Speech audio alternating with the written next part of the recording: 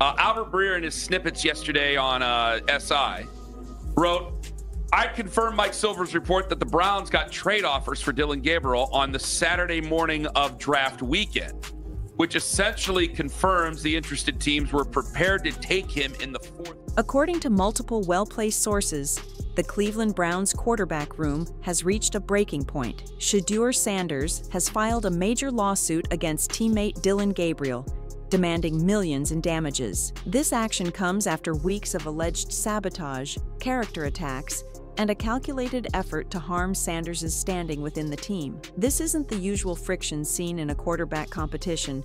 It's an escalation into unprecedented territory for an NFL locker room. The lawsuit reportedly went forward late on a Friday afternoon, shortly after Cleveland's win over Cincinnati. Sanders' legal team delivered the paperwork directly to Gabriel during the team's post-game celebration. Witnesses say Gabriel appeared stunned, with teammates noticing the color drain from his face before he left the facility without explaining himself. Tensions quickly flared as legal representatives from both sides exchanged heated words, forcing security personnel to step in before matters escalated further. Head coach Kevin Stefanski is said to have first learned of the situation through social media, sparking a frantic round of damage control as ownership called emergency meetings. The news sent shockwaves through the football world. Sanders' legal team is pursuing a multi-million-dollar claim, arguing that Gabriel has been carrying out a deliberate defamation campaign since August. Insiders insist this lawsuit is not a spur-of-the-moment move, but the result of months of documented incidents. The filing reportedly outlines numerous occasions where Gabriel is accused of leaking false stories to the press, stirring up discord in the locker room, and undermining Sanders' relationships with key offensive personnel.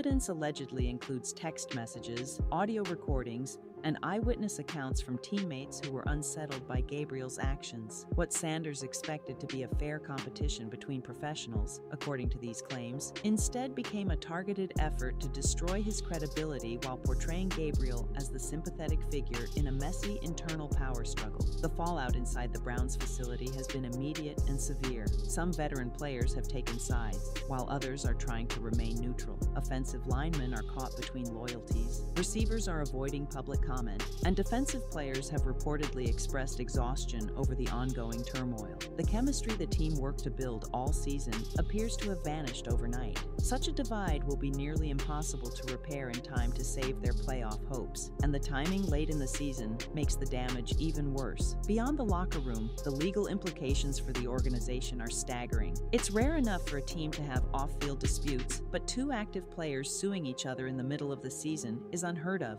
It complicates practice schedules, film sessions, and meeting dynamics. How can coaches implement game plans when lawyers are in the building? How do position coaches run film study when one quarterback is preparing for depositions instead of the next opponent? The NFL is reportedly monitoring the situation closely, with concerns over the integrity of competition. If these allegations prove true, the more explosive claims in the lawsuit center on Gabriel allegedly spreading fabricated stories about Sanders' work habits, deliberately manipulating rookie receivers to distrust him, and most shocking, sharing Sanders' play-calling tendencies and protection schemes with opposing defensive coordinators. If these points are backed up with evidence, the implications would go far beyond competitive gamesmanship, potentially entering into criminal and contractual violations. Within the organization, power dynamics are shifting rapidly. Team owner Jimmy Haslam is said to be furious about the lawsuit, viewing it as a public embarrassment for the franchise. Stefanski is reportedly trying to navigate an impossible situation, managing two quarterbacks who are now legal adversaries while still keeping the team prepared for games. General manager Andrew Berry is caught between his responsibilities to the roster and the legal realities of the case. Some reports suggest Berry has pushed for Gabriel's immediate trade, but ownership is resisting, unwilling to admit to a massive personnel failure.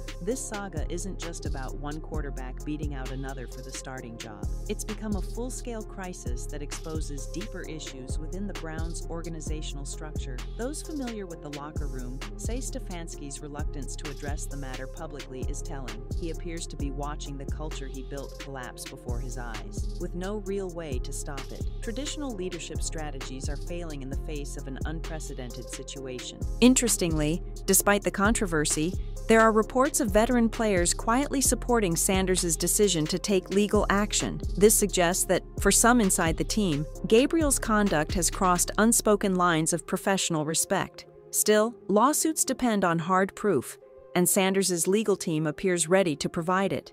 Among the evidence reportedly in their possession is a recording from the team bus in which Gabriel can be heard talking about using media manipulation to harm Sanders' reputation. There are also text messages that allegedly show Gabriel asking teammates to help spread negative narratives, and email records suggesting he promised exclusive information to reporters in exchange for coverage damaging to Sanders. While Gabriel's camp firmly denies the allegations, claiming they've been misrepresented and taken out of context, the very existence of such documentation creates significant perception problems. The timeline laid out in the lawsuit paints a picture of a conflict that built steadily over months. In early September, Gabriel allegedly began questioning Sanders' leadership during team meetings. By mid-September, anonymous media leaks criticizing Sanders' preparation began appearing. In October, practice altercations were conveniently recorded and leaked, feeding the narrative of dysfunction.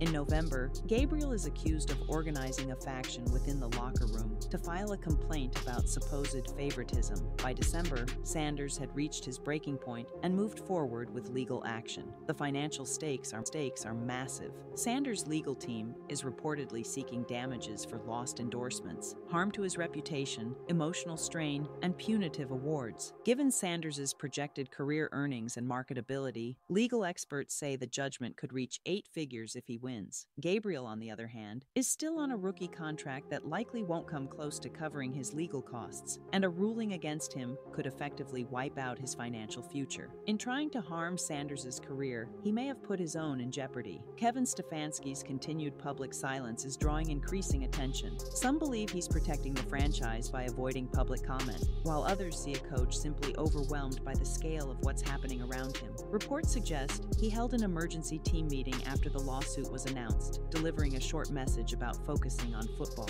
The room reportedly responded with uneasy silence. Everyone in that space knows it's nearly impossible to focus on game plans when 2 quarterbacks are locked in a legal fight for millions of dollars. The media has latched onto the story with relentless energy. National outlets are pairing legal analysts with sports commentators to dissect every possible implication. Entire television segments are being devoted to the case. On social media, hashtags tied to both players are trending daily. Gabriel's mentions have reportedly turned into a flood of criticism, while Sanders' accounts have become hubs for speculation about the legal proceedings. The Browns' official channels have shifted to posting generic team content, carefully avoiding any material that could be linked to the quarterback drama. The ripple effects go far beyond Cleveland. Other NFL teams are quietly reviewing their internal policies on player disputes, social media use, and interaction with reporters. General managers are beginning to wonder if similar issues could be brewing undetected in their own locker rooms. The Players Association is holding emergency discussions about what this could mean for the future of player relations. If Sanders wins, will this open the door for teammates to sue each other over competitive sabotage? Where will the line be drawn between rivalry and actionable misconduct? One particularly intriguing angle is the Browns' internal surveillance system. For performance review purposes, nearly every meeting, practice, and team interaction is recorded. Sanders' legal team is reportedly requesting full access to this archive to pinpoint incidents supporting their claims. If granted, those recordings could become powerful evidence, turning every sideline conversation and casual comment into potential trial material. The lawsuit's contents describe a campaign of psychological pressure aimed at isolating Sanders from his teammates. Gabriel is accused of telling offensive linemen that Sanders blamed them for sacks, claiming to receivers that Sanders questioned their routes, and hinting to defensive players that Sanders disrespected their preparation. It's characterized as a slow, steady erosion of trust, designed to make Sanders an outsider in his own locker room. Contract language may add even more complexity. Both quarterbacks' standard NFL agreements contain clauses about conduct, team harmony, and representing the organization positively. Gabriel may have violated multiple sections if the allegations hold true. Sanders, by moving forward with a lawsuit without the team's approval, might also be in breach of certain internal policies. The Browns face a no-win choice. Backing either player risks alienating the other, while staying neutral risks looking weak. The legal department is reportedly working non-stop to calculate every possible outcome. This case could permanently change how quarterback competitions are managed. Going forward, agents may demand new contractual clauses to protect clients from sabotage, and teams might introduce stricter behavioral guidelines to keep rivalries from spiraling into legal battles. What's happening now could be held up as a warning for decades, an example used in rookie orientations to illustrate how quickly competition can turn destructive. There's little optimism for a quick resolution. A trial could stretch deep into the 2025 season, dragging the Browns' name through the headlines for months. Depositions might overlap with critical games, while court dates could disrupt off-season preparations. Even a settlement would likely come too late to repair the season. Each win or loss would be overshadowed by the latest court development, and the focus of players and staff would remain divided. The public narrative has already flipped. Early on, Gabriel was seen by some as the underdog, a third-round draft pick in a fight with ownership influence behind Sanders. But after the lawsuit's details emerged, that image shifted. Now Sanders is being painted as the victim of a targeted smear campaign, while Gabriel is viewed as the instigator of an elaborate scheme to remove a competitor. Social media analysis suggests Sanders' support has nearly doubled since the lawsuit was filed. Stefanski's authority in the locker room has weakened under the pressure. The possibility of retaliation lawsuits makes every personnel decision dangerous. Benching one quarterback could be seen as favoritism in court. Disciplining the other could be argued as legal interference. Position coaches are scripting every interaction to avoid misunderstandings. Unplanned conversations have almost disappeared from the facility, replaced with a careful, sterile atmosphere. The league is watching closely. This is the first known case of active NFL teammates suing each other for such massive sums. There's no precedent to draw from, no league manual to follow. Every step the Browns take will set an example for how similar situations might be handled in the future. The financial stakes are massive on both sides. Sanders' team is tallying lost endorsement deals, reduced merchandise sales, and canceled appearances. They argue these losses could exceed $50 million over the length of his career. Gabriel's resources are limited. His rookie insurance coverage reportedly caps at $2 million. Without a favorable outcome, bankruptcy could be unavoidable for him. Both players also face possible league discipline for conduct detrimental to the NFL. Investigators are in Cleveland interviewing staff, reviewing communications, and looking for violations of the personal conduct policy. Ironically, it's possible that both men will be punished, regardless of who is ultimately found at fault. Meanwhile, Sanders' on-field performance has remained sharp. In the win over Cincinnati, he threw for 387 yards and 4 touchdowns with no interceptions. His post-game comments avoided the lawsuit entirely, staying focused on football. That composure has been noted by analysts as a sign of remarkable mental toughness. Gabriel, on the other hand, has not been seen publicly since being served the lawsuit papers. His camp issued a short denial of the accusations, but behind the scenes, reports indicate they are scrambling to craft a defense that can protect both his reputation and his future in the league. Within the Browns organization, the legal calendar is starting to overshadow the football calendar. Important dates for depositions are falling during the playoff push, and potential trial proceedings could land in the middle of the off-season program. Draft preparation could be disrupted by ongoing settlement talks, media obligations,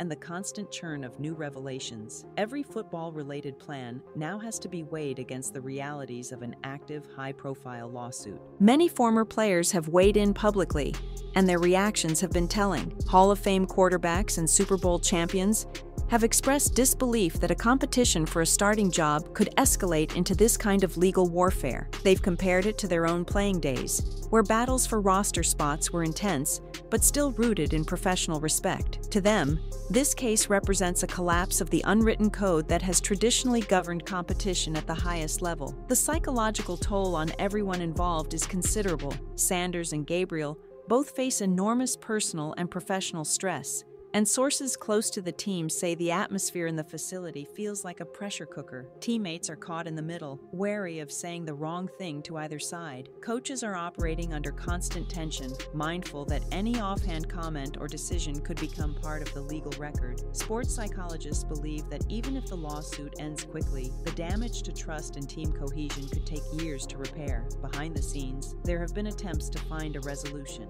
Sanders' side reportedly asked for a public apology, an 8-figure payment, and Gabriel's immediate trade from the team. Gabriel's representatives countered with an offer for a private settlement, a small payout, and mutual non-disclosure agreements. The gap between those positions is enormous, and sources familiar with the talks say neither side seems willing to give ground. Without ownership stepping in decisively, the matter appears headed toward a full trial. Owner Jimmy Haslam is now facing one of the defining moments of his tenure. Backing Sanders could alienate parts of the football operations staff and risk appearing biased toward one player. Supporting Gabriel would mean publicly siding against a teammate who has gathered significant support within the locker room. Staying neutral leaves him open to criticism for failing to lead during a crisis. In this case, money alone can't fix the problem. There's no simple check to write that will restore the organization's stability. The attention from outside the football world has also been intense. National media outlets are fighting for exclusive interviews. Documentary crews are pitching projects to capture behind-the-scenes access. Publishing houses and entertainment agencies are exploring book and film rights. What started as a quarterback controversy has now grown into a cultural talking point, one that reaches audiences beyond the NFL's regular fan base. Yet through all of this, the football schedule continues. Sanders and Gabriel still share a facility, attend team meetings, and sometimes stand on the same sideline. Security has been heightened around both players, and human resources staff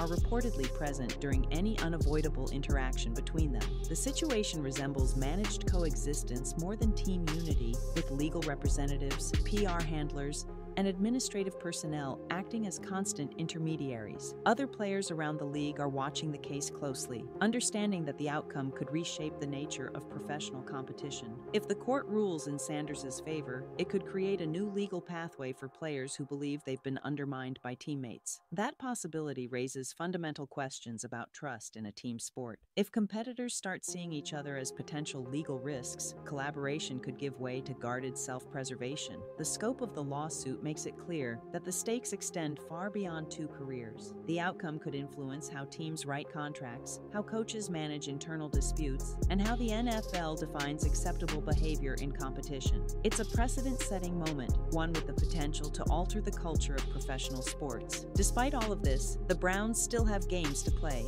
This weekend, Sanders will start. Gabriel will remain on the sidelines. Cameras will capture every glance, every body language cue, every subtle interaction. Analysts will speculate endlessly about the behind-the-scenes tension while the legal teams prepare for their next move. For Cleveland, the season that began with playoff ambitions now feels like a battle for institutional survival. This is no longer about wins and losses on the field. It's about whether the franchise can emerge from a self-inflicted disaster without losing its identity entirely. History offers little comfort. Situations of this magnitude rarely resolve cleanly, and even when they do, the scars remain. The Sanders-Gabriel lawsuit has already secured its place as one of the most shocking developments in modern sports. It's not just that two active NFL teammates are suing each other for millions, it's that the case has exposed the fragility of the structures that hold a team together. Leadership has been compromised, trust has been shattered, and the usual boundaries between competition and sabotage have blurred beyond recognition. As the proceedings advance, the questions will only multiply. Will a settlement be reached before the trial begins? Will both quarterbacks remain with the Browns? Can the team repair its fractured culture? Or will this mark the beginning of a long decline? The only certainty is that the story is far from over. For now, the Browns remain at the intersection of professional sports and legal warfare, trying to play football while navigating one of the most chaotic and precedent-setting internal conflicts the NFL has ever seen.